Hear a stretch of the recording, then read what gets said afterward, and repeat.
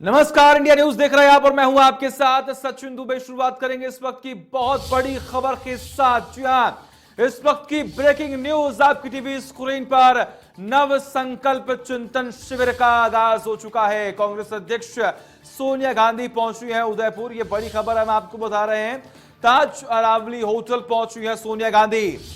ये बड़ी खबर हम आपको बता रहे हैं। राहुल गांधी, प्रियंका गांधी वाड्रा होटल में मौजूद हैं। कांग्रेस के दिग्गज नेता भी होटल में मौजूद हैं। ये बड़ी खबर हम आपको बता रहे हैं। इस वक्त की ब्रेकिंग न्यूज, नव संकल्प चिंतन शिविर का आगाज हो गया है।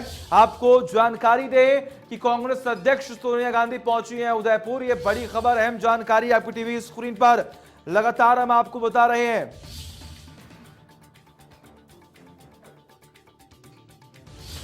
ये बड़ी खबर,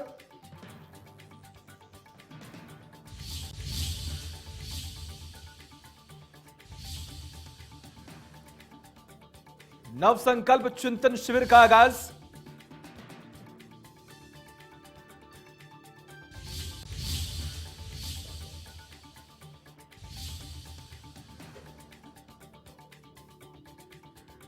ये बड़ी खबर, अहम जानकारी आपकी टीवी स्क्रीन पर लगातार हम आपको बता रहे हैं। कांग्रेस अध्यक्ष सोनिया गांधी पहुंची हैं उदयपुर।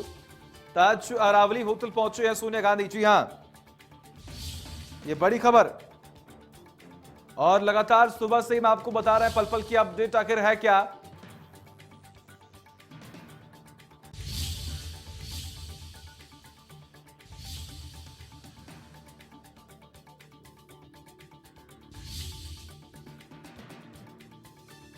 तो कांग्रेस अध्यक्ष सोनिया गांधी पहुंची हैं उदयपुर। ये बड़ी खबर हम आपको बता रहे हैं। ताज अरावली होटल पहुंची हैं सोनिया गांधी। जी हां, इसके अलावा आपको जानकारी देखिए, राहुल गांधी भी पहुंचे हैं। ट्रेन के जरिए पहुंचे हैं राहुल गांधी। तो वहीं दूसरी ओर प्रियंका गांधी वाड्रा भी मौके पर मौजूद हैं। कांग्रेस के दिग्गज नेता भी होटल में मौजूद हैं। ताज अरावली में मौजूद है तमाम बड़े चेहरे कांग्रेस के। ये बड़ी खबर, अहम जानकारी। 3 दिन तक ये चिंतन शिविर जो है वो चलने वाला है, जिसमें कई अहम मुद्दों को लेकर बातचीत होगी, चर्चा होगी, मंथन होगा, चिंतन होगा। क्योंकि आने वाले वक्त में चुनाव है। खास तौर पर लोकसभा चुनावों में किस तरीके से अपनी साख को बचा सके, किस तरीके से पार्टी को और संगठन को मजबूत कर सकें, इस पर रणनीति बनाई जाएगी। कांग्रेस की भूमिका तय करने पर मंथन होगा। ये बड़ी खबर हम आपको बता रहे हैं। और आज की क्या अहम तस्वीरें रही हैं, इसके बारे में भी हम आपको लगातार रूबरू कर रहे हैं। तमाम जो बड़े चेहरे हैं कांग्रेस के, वो मौके पर मौजूद हैं। ये बड़ी खबर हम आपको बता रहे हैं। बड़ी और अहम जानकारी आपकी टीवी स्क्रीन पर। कांग्रेस के दिग्गज नेता भी होटल में मौजूद हैं। और बड़ी बात यह है कि देखिए, लगातार केंद्र सरकार को लेकर तमाम बड़े आरोप लगाती आई है कांग्रेस। आपको जानकारी दी कि आज भी तमाम बड़े आरोप जो हैं वो लगाए गए हैं। नव संकल्प शिविर का आगाज जो है वो हो चुका है।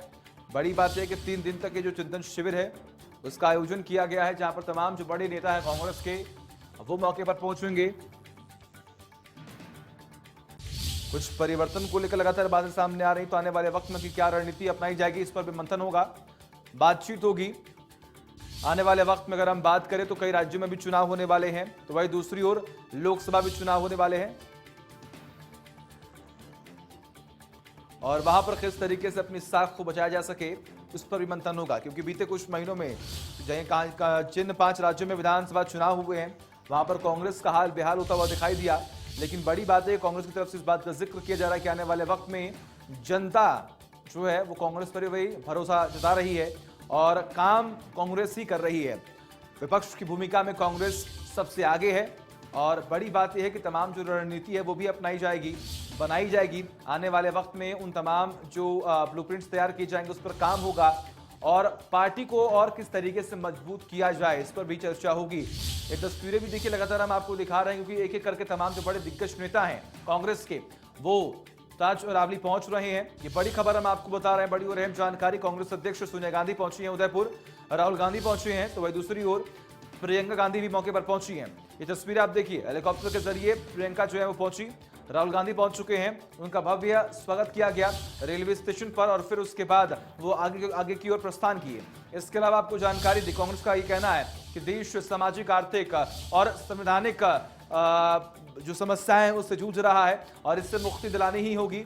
बड़ी बात यह है कि तमाम चुनौतियां हैं उनसे कांग्रेस लड़ रही है और आम जनता को आने वाले वक्त में हम ही उनकी समस्याओं का समाधान जो है वो करेंगे। राहुल गांधी, प्रियंका गांधी होटल में मौजूद हैं। ये बड़ी खबर हम आपको बता रहे हैं, बड़ी और अहम जानकारी आपकी टीवी स्क्रीन पर। कांग्रेस के दिग्गज नेता भी होटल में मौजूद हैं। जी हां, तो नवसंकल्प चिंतन शिविर का आगाज हो रहा है। ये बड़ी खबर हम आपको बता रहे हैं। कांग्रेस की भूमिका बेहद अहम है, इस बात का भी जिक्र किया गया है। देश सामाजिक, आर्थिक और संवैधानिक चुनौतियों से जूझ रहा है और बड़ी बात यह है कि कांग्रेस जो है अब लगातार एक्टिव मोड में दिखाई दे रही है, क्योंकि आने वाले वक्त में लगातार हम इस बात का जिक्र कर रहे हैं कि 23 में विधानसभा चुनाव होने वाले हैं, तो वही 24 में लोकसभा चुनाव होने हैं। लोकसभा चुनाव को देखते हुए, लोकसभा चुनाव के मद्देनजर अब कांग्रेस पार्टी का मंथन जो है वो लगातार जारी है और इस मंथन के जरिए जो भी तमाम अंतरकला की फूट जो है वो सामने आ रही है या फिर पार्टी की जो तमाम खामियां सामने आ रही है उन्हें दुरुस्त करने की कोशिश की जाएगी। अब इन तस्वीरों को भी आप देखिए, सीएम अशोक गहलोत, सोनिया गांधी, तो वही पीसीसी चीफ गोविंद सिंह मौके पर मौजूद हैं। बड़ी बात है कि उनका भव्य स्वागत किया गया, उन्हें रिसीव किया गया और फिर ताज अरावली पहुंचे, जहां पर बैठक होगी, चिंतन होगा, मंथन होगा। ये बड़ी खबर हम आपको बता रहे हैं। नवसंकल्प चिंतन शिविर का आगाज जो है वो होने वाला है। कांग्रेस अध्यक्ष सोनिया गांधी पहुंची है उदयपुर। ये बड़ी खबर, अहम जानकारी।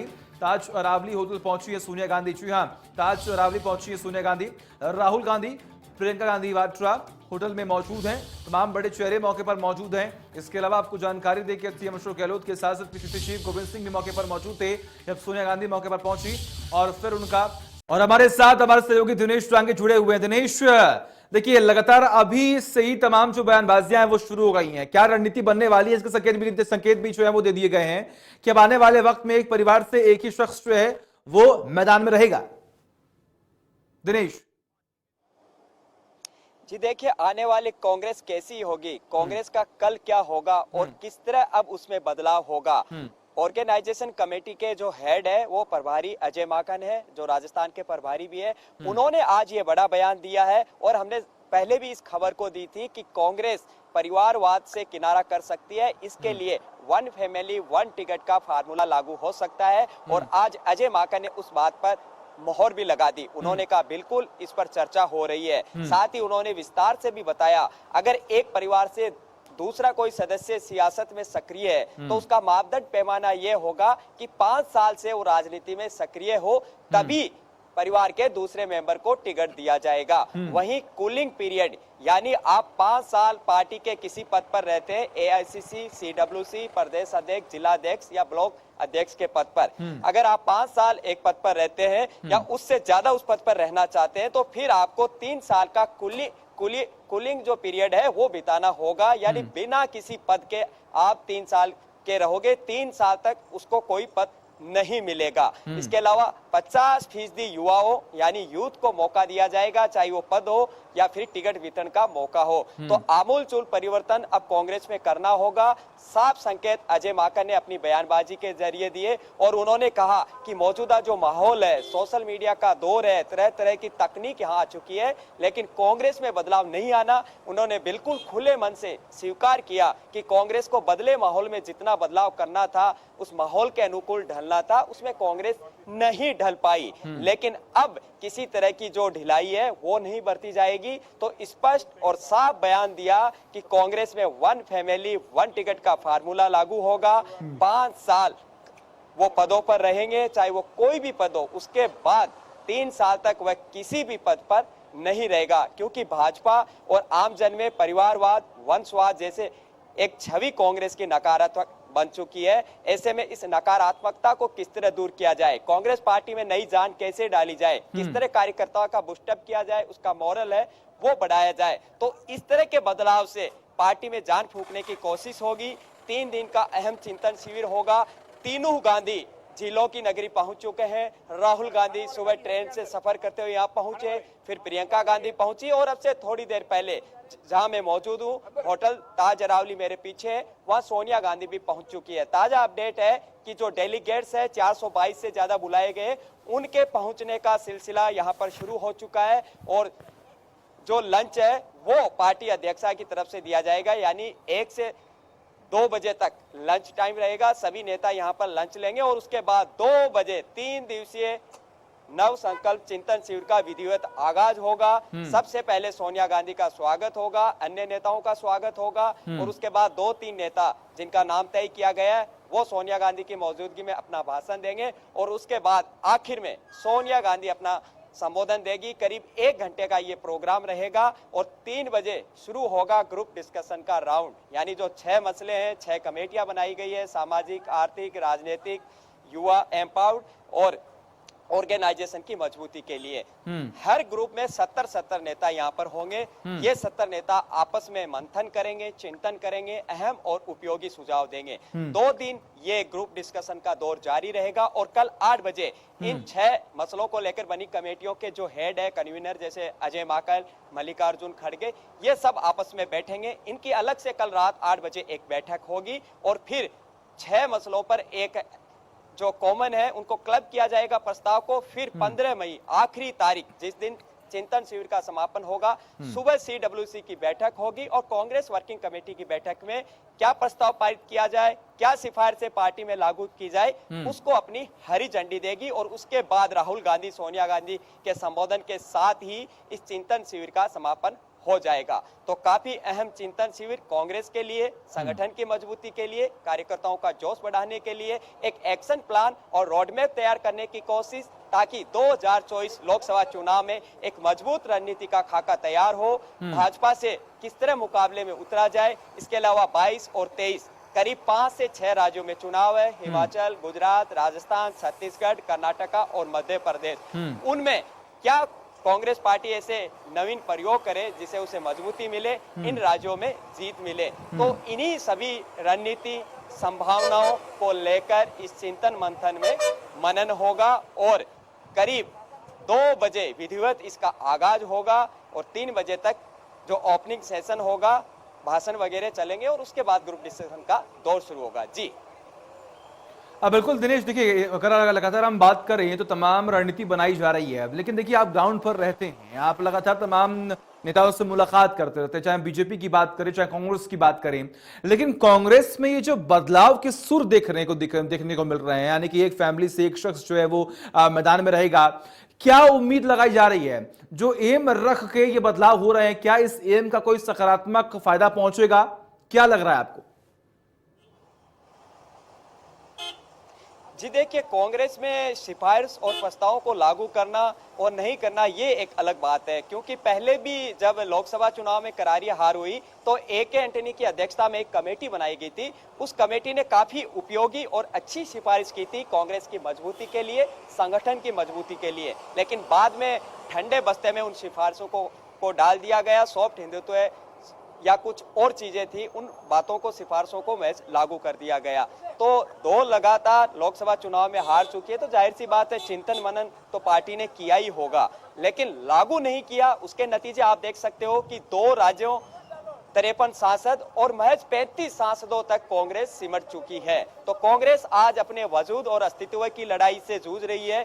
किस तरह पार्टी में नई जान फूंकी जाए, किस तरह खोई जमीन और जनाधार को वापस तलाशा जाए, इसीलिए ये चिंतन मंथन और मनन यहाँ पर हो रहा है। और इस तरह के कड़े फैसले अब लागू करना होगा, क्योंकि कांग्रेस के पास अब खोने के लिए ज्यादा नहीं बचा है, क्योंकि 2024 का चुनाव हर हाल में जीतने की कोशिश होगी। कांग्रेस पार्टी की एक मजबूत रणनीति तैयार करनी होगी, वरना हार के बाद रिजल्ट क्या रहेगा, नतीजे क्या रहेंगे, सियासी संदेश क्या जाएगा, ये बच्चे को पता है। बिल्कुल। और दिनेश देखिए, पिछले 5 राज्यों में चुनाव हुए तो वहां पर कांग्रेस जो है वो हाशिए पर आई, चिंतन का दौर जो है वो शुरू हुआ, लेकिन देखिए शुरुआत से ही इस बात का जिक्र किया गया कि अंतर्कलह जो है वो कांग्रेस में काफी ज्यादा देखने को मिला है। चाहे हम मध्य प्रदेश की बात कर ले, चाहे हम छत्तीसगढ़ की बात कर ले, चाहे हम बात कर ले राजस्थान की, क्या वो अंतर्कलह अब खत्म होगा इस बदलाव के बाद, या फिर वो अंतर्कलह और बढ़ने वाला है? जी देखिए, गुटबाजी, अंतर्द्वंद और आपसी मतभेद, परिवार हो चाहे सियासत हो या कोई भी सियासी दल हो, आप कह सकते हो बिल्कुल, लेकिन कांग्रेस में गुटबाजी इसलिए अब नासूर बन चुकी है, इसलिए थोड़ी डेंजर पॉइंट पर है, क्योंकि पार्टी अपने अस्तित्व और वजूद की लड़ाई लड़ रही है।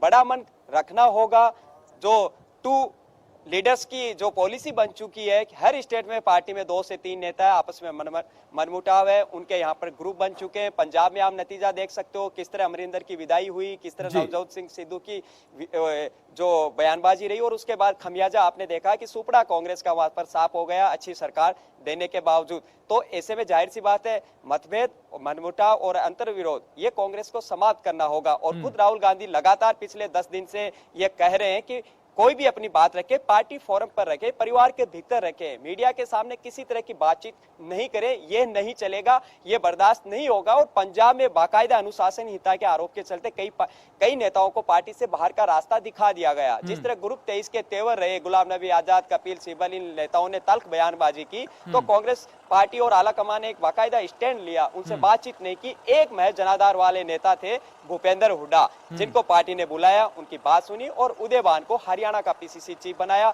और इसी तरह का आश्वासन गुलाम नबी आजाद को दिया गया कि किसी स्टेट से उनको राज्यसभा सांसद भेज दिया जा सकता है। लेकिन बाकी जो कपिल सिब्बल वगैरह नेता है, उनको ज्यादा तवज्जो आला कमान ने नहीं दी। तो अब पार्टी ने स्टैंड ले लिया है कि अब ये चीजें बर्दाश्त नहीं होगी, कमेटियों का गठन नहीं होगा, ठंडी बस्ते में चीजों को नहीं डाले जाएगा, ऑन स्पॉट एक्शन होगा।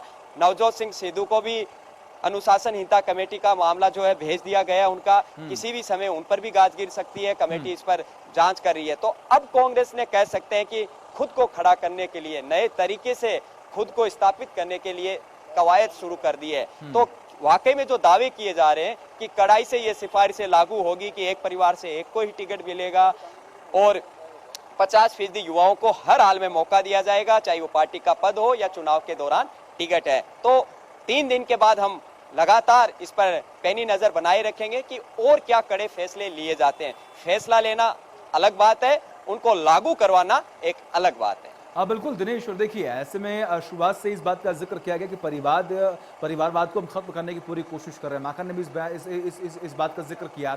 और विपक्ष यानी कि अगर हम बात करें भाजपा की, उनकी तरफ से भी इस बात का जिक्र किया गया कि कांग्रेस पार्टी जो है वो परिवारवाद की पार्टी है। अब उम्मीद यहाँ पर यही लगाई जाएगी, जो फैसला लिया गया है कांग्रेस की तरफ से, अब इसकी वजह से जो बयानबाजियां हो रही थी भाजपा की तरफ से, कहीं ना कहीं अब भाजपा जो है वो शांत हो जाएगी इस मुद्दे को लेकर।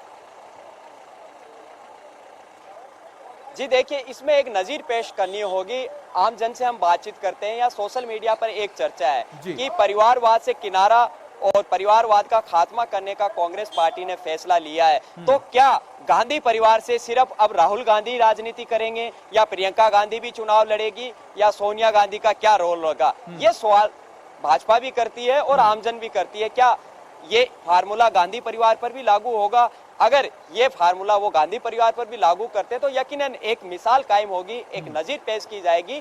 तभी तो कहा जा रहा है कि जैसा कि फैसला करना और फैसले को लागू करवाना दो अलग अलग चीजें हैं। तो क्या, हालांकि इसके बारे में अब ज्यादा किसी ने कुछ कहा नहीं है, क्या गांधी परिवार पर भी ये फार्मूला लागू होगा या नहीं होगा। अगर गांधी परिवार पर भी ये फार्मूला लागू होगा तो अंदाजा लगाया जा सकता है कि पार्टी कितनी गंभीर है। क्योंकि लड़ाई जब इंसान या किसी पार्टी या किसी धरोहर या किसी संस्था के वजूद और अस्तित्व की होती है तो कई चीजों से कॉम्प्रोमाइज करना पड़ता है, बैकफुट पर आना पड़ता है, समझौता करना पड़ता है और आम कार्यकर्ता की आवाज सुननी होगी। क्योंकि अभी कांग्रेस, जैसा कि मैंने बताया, खोने के लिए कुछ बचा नहीं है, लेकिन आमूल-चूल परिवर्तन और बदलाव होते हैं तो यकीनन कांग्रेस पार्टी को ऑक्सीजन मिलेगी। बिल्कुल, देखिए दिनेश देखिए तमाम बातें तो हो रही हैं, लेकिन बड़ी बात है कि देखिए बदलाव के साथ ग्राउंड लेवल पर पार्टी कितनी कमजोर है, इस पर भी अब काम करना होगा, यहाँ पर काम करना होगा कांग्रेस को। क्योंकि बड़े आरोप लगते आए हैं कि आप वादे बहुत करते हैं,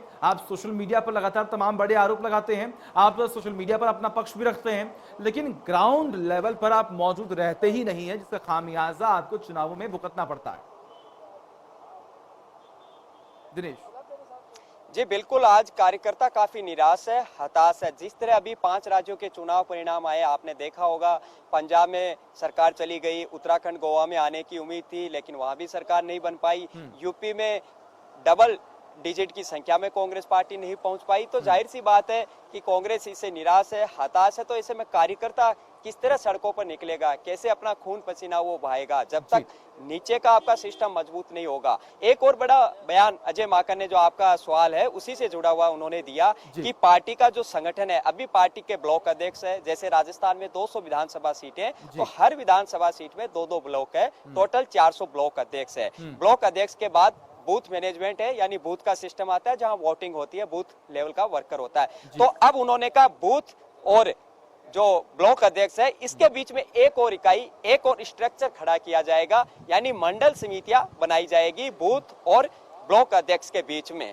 तो सैकड़ों और हजारों की तादाद में ये मंडल समितियां गठन की जाएगी, जो नीचे लेवल के कोर कार्यकर्ताओं को पार्टी से जोड़ेगी, पार्टी की रीति नीति और सिद्धांतों से जुड़ेगी। क्योंकि इंदिरा गांधी और सोनिया गांधी ने जब कमान संभाली थी तब वर्कर की काफी कदर होती थी। जिला अध्यक्ष और ब्लॉक अध्यक्ष को जो इज्जत, जो रुतबा, जो ओहदा पार्टी में मिलता था, वो कहीं ना कहीं खो गया। और ठीक है, बिल्कुल दिनेश, और देखिए इस चिंतन शिविर से और जो तमाम बयानबाजियां हो रही हैं उससे एक बात तो साफ यहाँ पर जाहिर हो गया है कि कांग्रेस अब ये बताने की कोशिश कर रही है कि हम अब ना झुकेंगे और ना अब हम रुकेंगे, क्योंकि आने वाले वक्त में चुनाव है और जरूरी है कि चुनाव में अपनी साख को बचाने के लिए मजबूती के साथ बीजेपी का टक्कर हो सके। बहुत बहुत शुक्रिया दिनेश आपका तमाम जानकारी के लिए। लगातार नजर आप बढ़ा रखी, तमाम अपडेट्स हम आपसे लेते रहेंगे और वक्त एक छोटे से ब्रेक का, खबरों का सिलसिला लगातार जारी है।